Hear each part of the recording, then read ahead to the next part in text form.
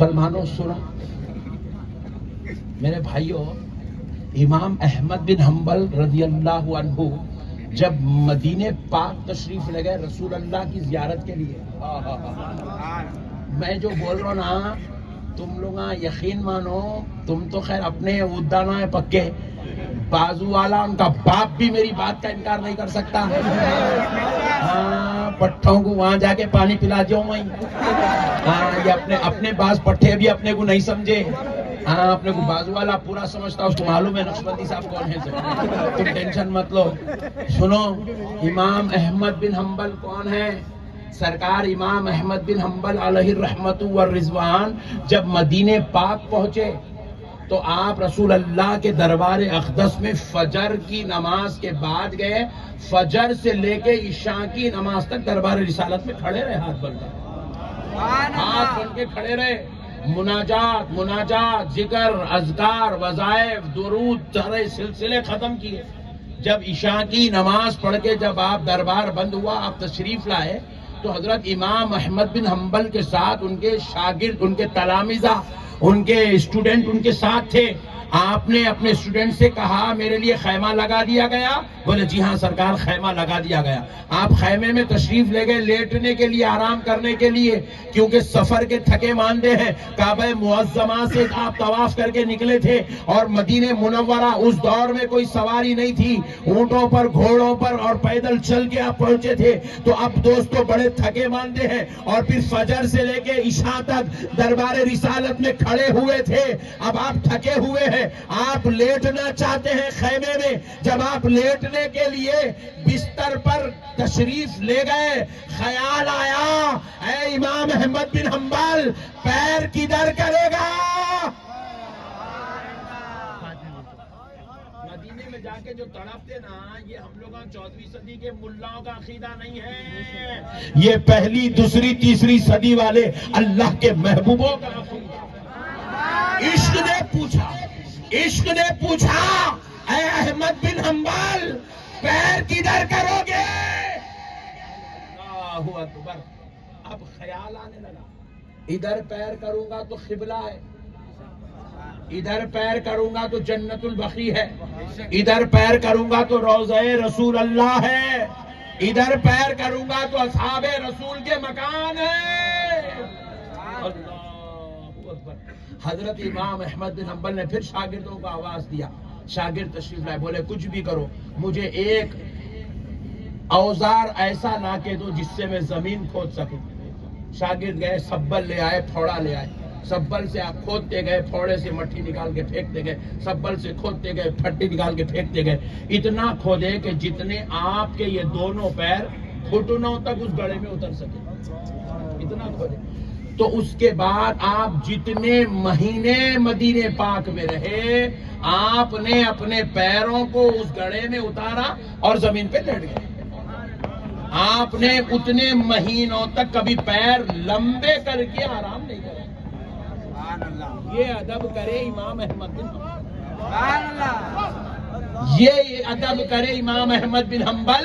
ان کے یہ ادب کی اللہ کو ادا اتنی پسند آئی کہ اللہ نے ان کے مخلدوں میں غوث اعظم جیسی ذات کو پیدا فرمایا۔ یاد رکھو مسلمانوں، نعمتیں ادب سے ملتی ہے، رتبے ادب سے ملتے ہیں، درجات ادب سے ملتے ہیں، مقامات ادب سے ملتے ہیں، فضل خدا ادب سے ملتا ہے، رحمت الہی ادب سے ملتی ہے۔ جتنا ادب کرتے جاؤ گے اللہ اتنا سرفراز کرتا چلا جائے۔ سبحان اللہ۔ ادب اصل چیز ہے۔ دیکھو اب آؤ، یہ امام احمد بن حنبل تھے، اب آؤ امام مالک کی بارگاہ میں چلتے ہیں۔ کون ہیں وہ؟ حنبلیوں کے امام تھے، یہ مالکیوں کے امام ہیں۔ سرکار امام مالک رضی اللہ تعالیٰ عنہ، قربان جاؤ امام مالک کے، یہ وہ ذات ہے جو مسلک مالکیہ کے امام ہے۔ آج بھی دنیا میں ایک بڑا طبقہ امام مالک کا مخلد ہے، امام مالک کے ماننے والے ہیں، مسلک مالکیہ کو فالو کرتے ہیں۔ میرے دوستو، سرکار امام مالک رضی اللہ تعالیٰ عنہ کی ولادت مدینہ پاک میں ہوئی، وصال بھی مدینہ پاک میں ہوا، عمر کا ایک بڑا حصہ آپ نے اس زمین پر گزارا، لیکن آپ کو معلوم ہے پوری زندگی میں مدینے سے صرف ایک ہی مرتبہ باہر نکلے، پوری زندگی میں صرف ایک بار مدینے کے باہر نکلے، وہ بھی کس لیے؟ حج بیت اللہ کے لیے ایک مرتبہ باہر نکلے، حج کے لیے نکلے، جیسے ہی حج ختم ہوا فوراً پلٹ کے پھر مدینے کو آ گئے، پھر اس کے بعد آج تک بھی مدینے میں ہی ہے، مدینے کے باہر نہیں نکلے۔ آپ کے شاگردوں نے بار بار آپ کے شاگردوں نے آپ سے کہا حضور آپ نے جو قرآن و حدیث پر جو آپ نے تحقیق کی ہے اس کے مطابق اللہ اگر دولت دے تو بندہ بار بار حج کر سکتا ہے، آپ کیوں نہیں کرتے جبکہ اللہ نے آپ کو نعمتوں سے سرفراز کیا ہے؟ تو امام مالک فرماتے میں اس لیے نہیں کرتا، میں اس لیے مدینے کے باہر نہیں جاتا کیونکہ مجھے خوف ہے کہیں میں مدینے کے باہر جاؤں اور مجھے موت آ جائے، اور میں نہیں چاہتا کہ مجھے ایسی موت ملے کہ میں مدینے کے باہر مروں، میری خواہش ہے کہ میں مدینے میں پیدا ہوا، مدینے میں ہی میری میت نکلے۔ سبحان اللہ۔ اب اس خوف کے خاطر کہ باہر نکلوں گا اور کہیں میری موت واقع نہ ہو جائے، اب یہ خوف کا عالم دیکھیے، اب پوری زندگی کہاں رہے؟ مدینہ۔ زور سے بولو نا، مدینہ۔ ایسی بات سنانے جا رہا ہوں، کل جا کے بازو والے کو بولنا ارے اندرا نقشبندی صاحب ایسا بول کے گئے، جا کے تیرے مولانا کو پوچھ بولنا۔ پیارے دوستو کیا کرے امام مالک معلوم؟ پوری زندگی مدینے میں رہے، سنو تعجب کی بات، مگر پوری زندگی میں ایک مرتبہ بھی مدینے میں نہ پیشاب کیے نہ پاخانہ کیے۔ پوری زندگی مدینے میں رہے مگر مدینے میں بولو براس نہیں فرمائے۔ آپ بولیں گے حضرت جب مدینے میں ہے پھر مدینے میں ضرورت نہیں کرے، یہ کیسی بات ہوئی؟ مدینے میں اجابت نہیں کرے، فضلہ نہیں کرے، پیشاب نہیں کرے، یہ کیسی بات ہوئی؟ پھر کیا نہیں آتا تھا؟ کیا آتا تھا، روزانہ آتا تھا، مگر ان کے ادب کا معاملہ کیسا تھا؟ حضرت امام مالک نے مدینے کے حدود مقرر کر دیے تھے، بولے یہاں تک مدینہ ہے، یہاں تک مدینہ ہے، یہاں تک مدینہ ہے، یہاں تک مدینے کے حدود مقرر کر کے مدینہ کی جو باؤنڈری ہے نا، جیسے اسٹیڈیم میں باؤنڈری بناتے دیکھو ویسے حدود مقرر کیے کر کے بولے یہاں پر ایک پتھر رکھو، وہ پتھر پہ آپ رکھوائے، وہ پتھر پہ آپ بیٹھتے تھے اور وہ پتھر مدینے کی باؤنڈری پر رکھا ہوا تھا، آپ بیٹھتے تھے مدینے کے اندر، اجابت و فضلہ گرتا تھا مدینے کے باہر۔ بولے یہ وہ دھرتی ہے، اس کو اجابت بھی اس میں نہیں کرنا چاہیے۔ ایسا ادب کرے میرے بھائی، ایسا ادب کرے تو اللہ تعالیٰ ان کو ایسا بلند کرا 1400 سال ہو گئے، 1300 سال ہو گئے، آج بھی دنیا امام مالک کو یاد کر رہی ہے، آج بھی دنیا امام مالک کی تخلید کر رہی ہے، آج بھی دنیا امام مالک کی مدح سرائی کر رہی ہے، آج بھی دنیا اپنے پردادا کا نام نہیں جانتی مگر محبوب خدا کے محبوب کا نام امام مالک ہے، دنیا یہ جانتی۔ سبحان اللہ، سبحان اللہ۔ ادب کرنا سکھائے میرے بھائی، اسلام ادب کا نام ہے، تعظیم کا نام ہے، احترام کا نام ہے، بغاوت کا نام نہیں ہے، بے ادبیوں کا نام اسلام نہیں ہے، منکرین کا نام اسلام نہیں ہے، شرارتوں کا نام اسلام نہیں ہے، ضلالتوں کا نام اسلام نہیں ہے، محبت کا نام اسلام ہے، ادب کا نام اسلام ہے، احترام کا نام اسلام ہے، تعظیم کا نام اسلام ہے، توقیر کا نام اسلام ہے، محبت کا نام اسلام ہے،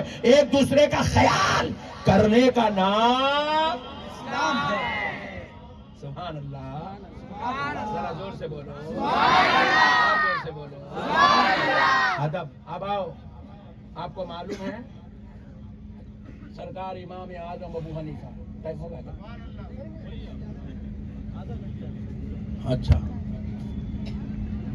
سنو، سرکار امام اعظم ابو حنیفہ اور سرکار امام شافعی، یہ بھی وہ جلیل القدر ہستیاں ہیں. آج دنیا میں ایک بہت بڑا طبقہ، بلکہ آج بھی پوری دنیا میں 80% مسلمان امام اعظم ابو حنیفہ کو فالو کرتے ہیں، ان کی تقلید کرتے ہیں. آج دنیا کے اندر سب سے بڑا جو مسلک ہے، اس مسلک کا نام مسلک حنفیہ ہے. پوری دنیا کے اندر سب سے بڑا فقہی مسلک جو ہے وہ حنفیہ ہے. 80% مسلمان حنفی ہیں آج دنیا کے اندر. سنو دوستو، اب امام شافعی اور امام اعظم ابو حنیفہ، امام شافعی کے مسلک میں ان کی تحقیق میں یہ ہے کہ اگر کوئی شخص 4 رکعت والی نماز پڑھ رہا ہو اور اتحیات میں بیٹھا ہوا ہو، دوسری رکعت میں 4 رکعت والی نماز ہے، اس میں دوسری رکعت میں بیٹھا ہوا ہے، تو امام شافعی کا مسلک، ان کی تحقیق اور ان کا فتویٰ یہ ہے کہ اگر کوئی شخص دوسری رکعت میں بیٹھا، اتحیات شریف پوری پڑھ لیا، اب اس کے بعد درود ابراہیم، حالانکہ اب اتحیات پڑھے بعد اس کو تیسری رکعت کے لیے اٹھنا ہے نا، مگر کیا کرا، غفلت سے بیچارہ درود ابراہیم پڑھنا شروع کر دیا دوسری رکعت میں. اللہم صلی علی سیدنا محمد وعلی آل سیدنا محمد كما صليت على سيدنا إبراهيم وعلى آل سيدنا إبراهيم إنك حميد مجيد. یہ بھی پڑھ لیا، پوری درود ابراہیم پڑھ لیا.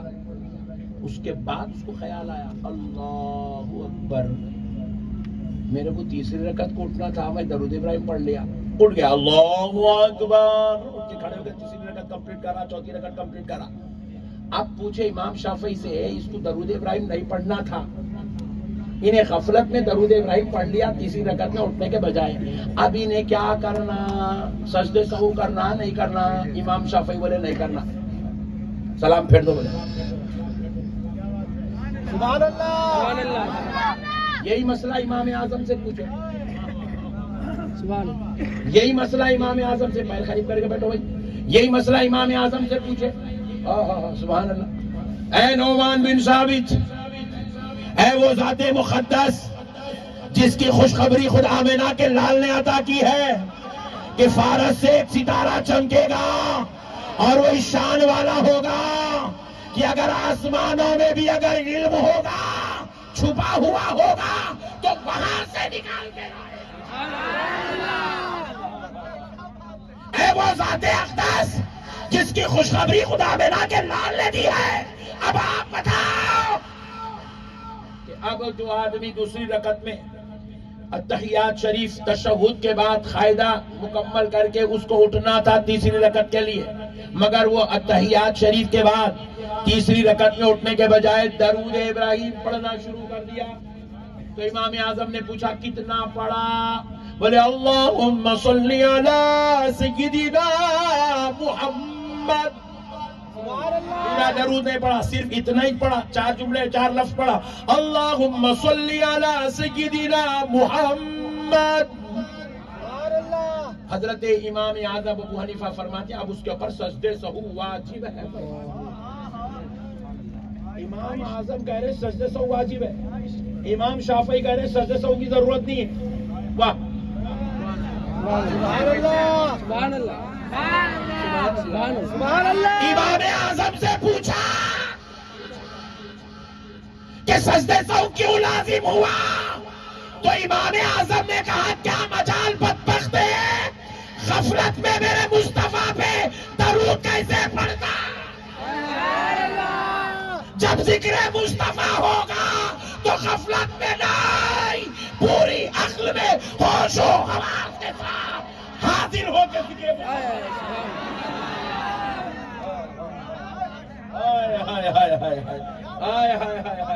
سبحان اللہ. قربان جاؤ. اب امام شافعی سے پوچھا گیا، امام شافعی سے پوچھا گیا حضور اس نے تو تیسری رکعت کو اٹھنا تھا، درود ابراہیم پڑھ دیا، درود ابراہیم پڑھنے پر اس کے اوپر جس کے اوپر سجدے سہو لازم کیوں نہیں ہوا؟ تو حضرت امام شافعی نے کہا اے لوگوں سنو، غفلت میں ہی کیا ہوگا، ذکر تو میرے خدا کے یار کا کیا ہے۔